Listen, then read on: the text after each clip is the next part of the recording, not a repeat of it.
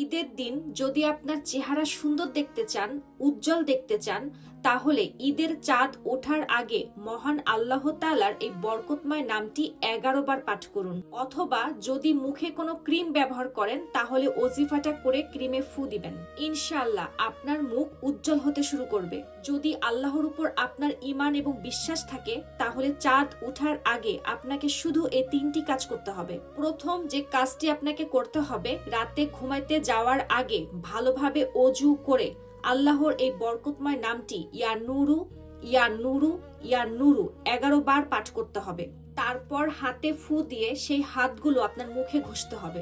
অথবা যদি কোনো ক্রিম ব্যবহার করেন তাহলে সেই ক্রিমের উপর ফু দিয়ে ক্রিমটা মুখে লাগাতে হবে। দ্বিতীয় কাজ, সকালে ঘুম থেকে উঠে সাথে সাথে অজু করে 3 বার ইয়া আল্লাহু ইয়া মুসাউ ইরু ইয়া জামিলু 1 বার হলো, ইয়া আল্লাহু ইয়া মুসাউ ইরু ইয়া জামিলু 2 বার হলো।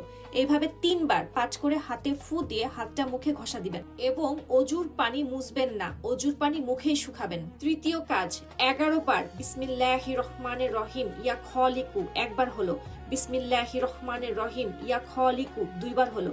এইভাবে 11 বার পাঠ করে হাতে ফু দিয়ে মুখে ঘষবেন। ঈদের আগে 1 দিন পান অথবা 2 দিন পান, ইনশাআল্লাহ এই ওজিফাটা করে দেখুন। আপনার মুখে যতই ব্রণ থাকুক, কালো দাগ থাকুক, ইনশাআল্লাহ আপনার চেহারা উজ্জ্বল এবং সুন্দর দেখাবে। এই আমলটি ঈদের পরেও প্রতিদিন করতে পারেন এবং প্রতিদিন ফজর নামাজের পরেও এই আমলটি করতে পারেন ইনশাআল্লাহ।